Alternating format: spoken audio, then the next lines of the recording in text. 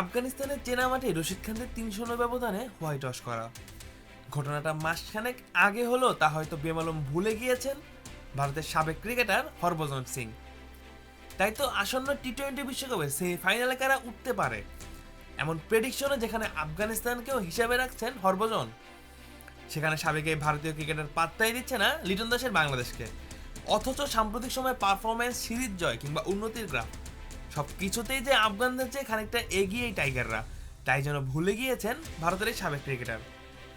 এ যেন অনেকটা জোর করে এশিয়ার দ্বিতীয় সেরা দল হিসেবে আফগানিস্তানকে উপস্থিত করার নিদারুণ এক প্রচেষ্টা।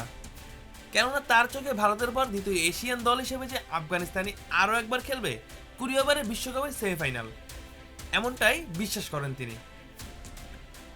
এমনকি বাংলাদেশের পাশাপাশি পাকিস্তানকেও হরভজন রাখছেন না হিসাবের খাতায়। সাবেক এই ভারতীয় ক্রিকেটারের বিচারে সেমিফাইনালে দেখা যাবে না দুইবারের বিশ্ব চ্যাম্পিয়ন ওয়েস্ট ইন্ডিজকেও, ভাবা যায়।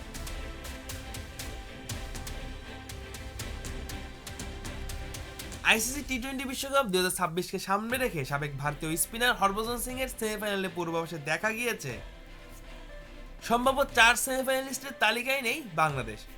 শুধু তাই নয়, বাদ পড়েছে দুইবারের বিশ্ব চ্যাম্পিয়ন ওয়েস্ট ইন্ডিজও। তবে এই সব ছাপিয়ে জায়গা করে নিয়েছে আফগানিস্তান। মাসখানেক আগেই যাদের 309 ব্যবধানে উড়িয়ে সিরিজ জিতে নিয়েছিল লিটন দাসের বাংলাদেশ। যদিও সর্বশেষ বিশ্বকাপে প্রথমবারের মতো টি-20 এই বড় মঞ্চে সেমিফাইনালে উঠেছিল আফগানিস্তান, তবে হরভজনের মন্তব্য নতুন করে আলোচনা জন্ম দিয়েছে, বিশেষ করে এমন এক সময় যখন বাংলাদেশ টি-20 সিরিজ জয়ের ভিতর দিয়েই এগোচ্ছে। চলতি বছরে শ্রীলঙ্কার সিরিজের পর পাকিস্তান ও নেদারল্যান্ডসকে হারানো, পরবর্তীতে আফগানিস্তান ও আয়ারল্যান্ডসের বিপক্ষেও বাংলাদেশ হেসেছে বিজয়ের হাসি। এমনকি আফগানদের টপকে সর্বশেষ এশিয়া কাপেও সুপার ফোরে খেলেছিল টাইগাররা। তবুও সাবেক এই ভারতীয় ক্রিকেটের চোখে বাংলাদেশ নয়, বরং আফগানিস্তানই বেশি বিশ্বকাপ উপযোগী একটা দল। বাবা, এত এনার্জি কই পাও? এই পাওয়ার চুমুকে অ্যাকশন। হরভজন সিং এর মধ্যে ভারত, অস্ট্রেলিয়া ও দক্ষিণ আফ্রিকা তো আছেই। চতুর্থ দল হিসাবে বিশ্বকাপে সেমিফাইনালে ওঠার দৌড়ে সবচেয়ে বেশি এগিয়ে আফগানিস্তান। তার বিশ্লেষণে আফগানিস্তানের সর্বশেষ বিশ্বকাপের পারফরমেন্সই বড় ভূমিকা রেখেছে। সেবার সবাইকে অবাক করে ক্রিকেটের নতুন শক্তি হিসেবে নিজেদের প্রতিষ্ঠিত করে সেমিফাইনালে খেলেছিল রশিদ খানের আফগানিস্তান।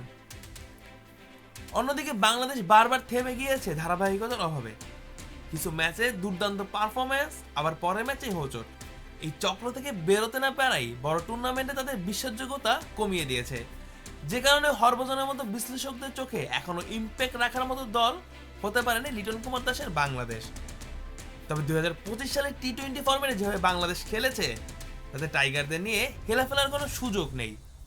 আর বাংলাদেশের পাশাপাশি দুইবারের বিশ্ব চ্যাম্পিয়ন ওয়েস্ট ইন্ডিজকেও পুরোপুরি হিসেবের বাইরে রেখেছেন সাবেক এই ভারতীয় ক্রিকেটার। এমনকি এই দৌড়ে নেই পাকিস্তানও, যে কারণে চোখ কপালে উঠেছে অনেকেরই। Mujahidul Islam Zahid, on field.